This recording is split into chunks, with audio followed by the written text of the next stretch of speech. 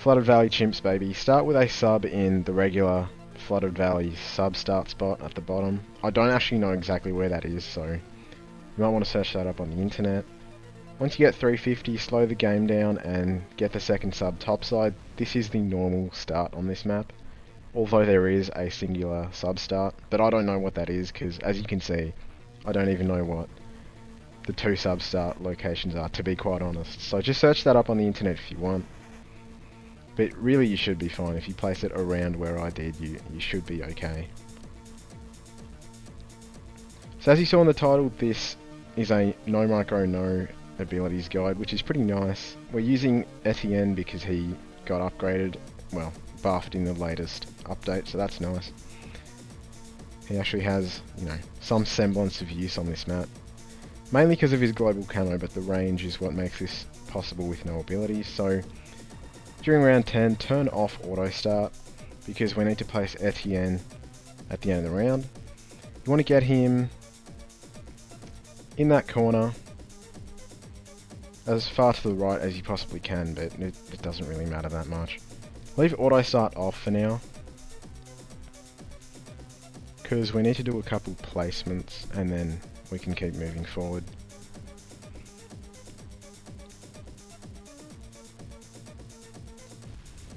At the end of round 12, get a boat near the bend in the track.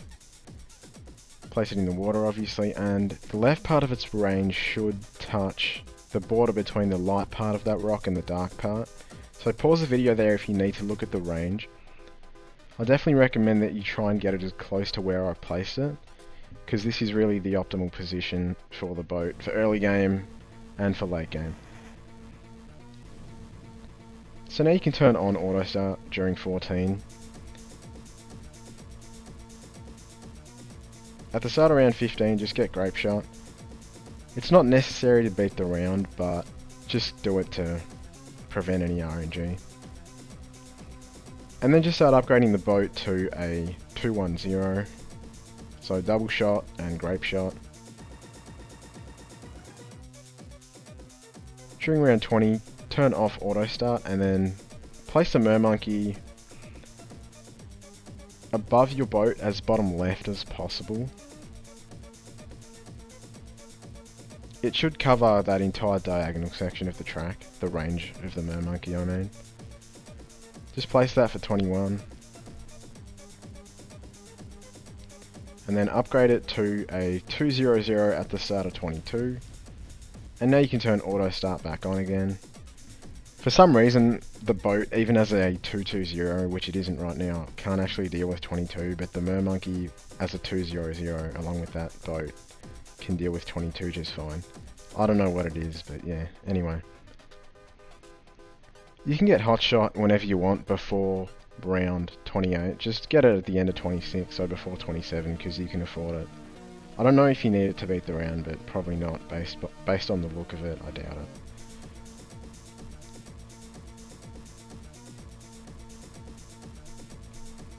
And now just chill and save up for Destroyer, because Destroyer is really, really good.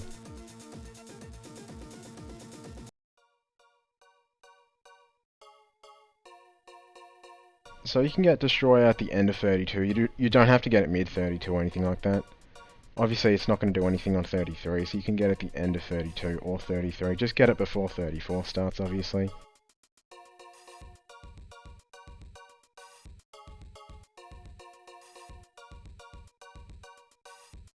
Once you have your Destroyer, you can upgrade your mermonkey to a 301.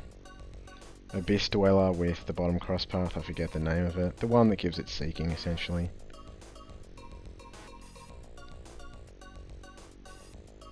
And then at the start of 37, so like right after it starts, buy the level 8 for Etienne for 180 bucks. That's extremely important. It means we don't have to use any abilities on these camo whites at the end of 37, so definitely buy level 8 for Etienne before the camo whites on 37, or you will lose. Or just use an ability, but yeah, don't do that. Spend 180 bucks. Get Abyssal Warrior mid 39 or at the end of 39, we just need it for the Moab on 40.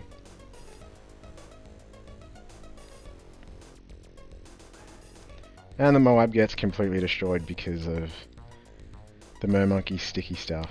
Pause.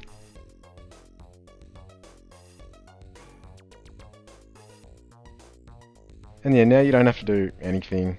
We just have to upgrade the boat to aircraft carrier.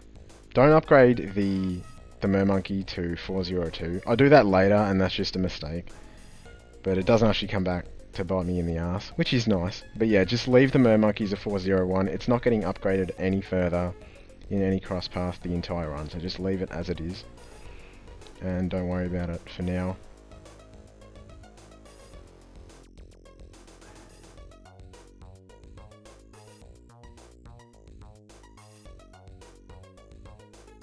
You should probably upgrade the boat to 420. I kind of completely forgot, I just fell asleep.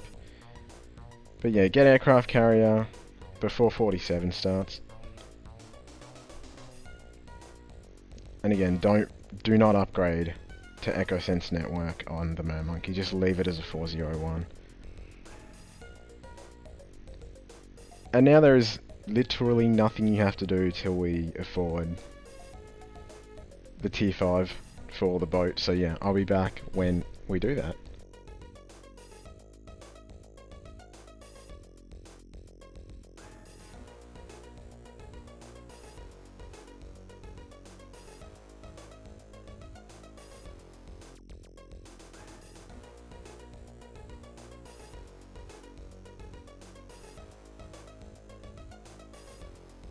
I'm back during 57.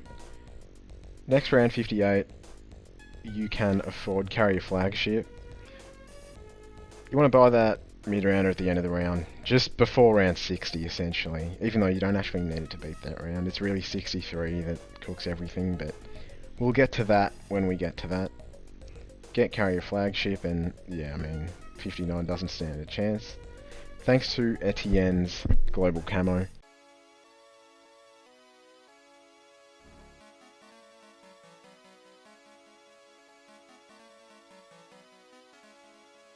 During 62, turn off auto start because you have to place a couple things for 63.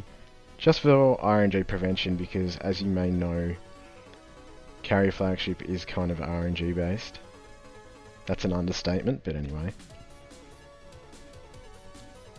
Get a village in that corner below Etienne. Try and put it as far to the right as possible. But don't worry about it too much if you can't get it that much to the right. Just place it about there. It should be in Etienne's range, which is why it has that village symbol on it. Upgrade it to a 102 and then get your bomb shooter on the right platform of the carrier flagship. It should be well within village range, especially with Etienne's range buff to villagers, or just anti-tower.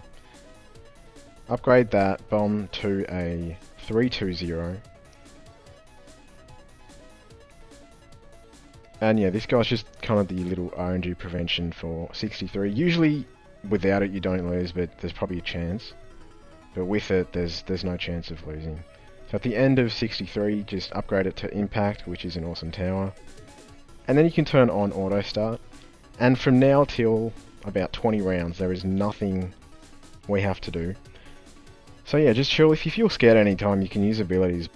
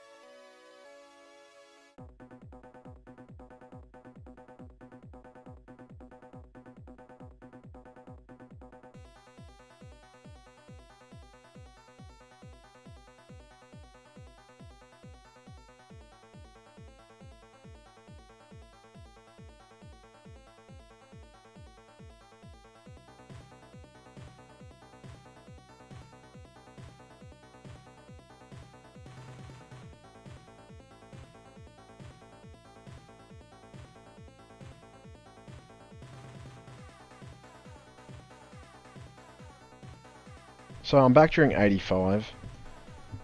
If you didn't buy the cross path on the Mermonkey like I did 402, you would be able to afford Balloon Crush at the end of round 84, so before 85 even started. Now, I did buy the cross path on the Mermonkey, which meant I had to buy Balloon Crush mid-round. But as you saw, it's still not an issue if you accidentally buy the cross path on the Mermonkey like I did. You still will be fine for 85.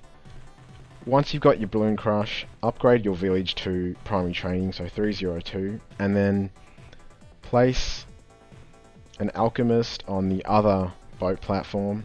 Upgrade it to 320, and try and place him closer to your Balloon Crush, just in case. Like, it's very unlikely it's not going to target the Balloon Crush, but I suppose it is possible. And then upgrade that alch to 420 when you can afford it. If you're wondering why the village has like the village symbol on it, I recorded this in 48.2 before they gave Etienne his own range buff icon. But they haven't like nerfed or really changed anything since then, so it still works in 48.3 or whatever we're at now. Once you have that 420 alch, place a sniper on that rock. It should be well within village range. Try and place it so that it minimises the amount of red on the screen, i.e. like how much it can't see. And then upgrade it to 302, set it to strong. This guy's going to be cripple Moab and just let us destroy the bad on round 100, because the only weakness in our setup right now is round 100. Balloon Crush is unbelievable against all the final rounds except round 100. It does nothing to the bad. But luckily we can afford cripple to handle that little problem. Get main when you can afford it. You don't need it to beat any of the final rounds. You just need cripple on round 100 literally. So you could leave the sniper, or just not even buy the sniper till round 100 if you want to, but yeah, it's up to you. And another thing to mention, make sure you put Etienne on Divide and Conquer. Somewhere along the line, I think he gets level 13, he gets a third drone, and then it automatically switches his targeting to zone defense. Zone defense is great in American football, in the NFL, but it's not so good for Etienne, so make sure you switch him back to Divide and Conquer, or first. Either one of those is fine.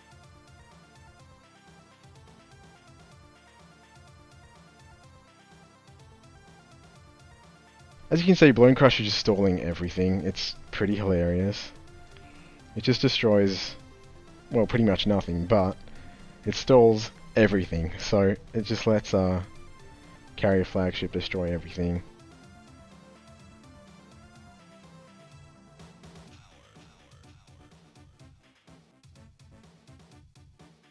As you can see, these rounds might take a bit of time, just because of how much stalling we have.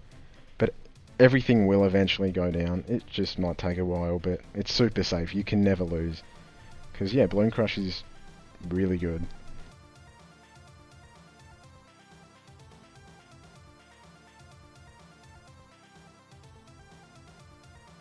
Round 97, truly the most embarrassing round of the final 10. Most of the time. Until you just can't do fort damage and then somehow you just lose to 97, but let's not talk about those situations. 98 looks scary, but it doesn't even ever get close because, yeah, Balloon Crush. There's so many balloons, but Balloon Crush has so much pierce, especially with the alch buff, that it looks like they're going somewhere, but they just won't. You cannot lose to this round, you cannot lose to the next round, which looks even scarier. It's just going to take some time because carrier flagship's having to destroy all the ZOMGs on 98. 99 looks scary. Make sure you get cripple at the end of 98. You don't actually need it for 99, you just need it for round 100, so definitely get it before then. And the bad will go down in short order. And it's Jova, and we got a MAME for our trouble, so that's nice. Hope you enjoyed this No Micro No Abilities guide. It was pretty fun to make.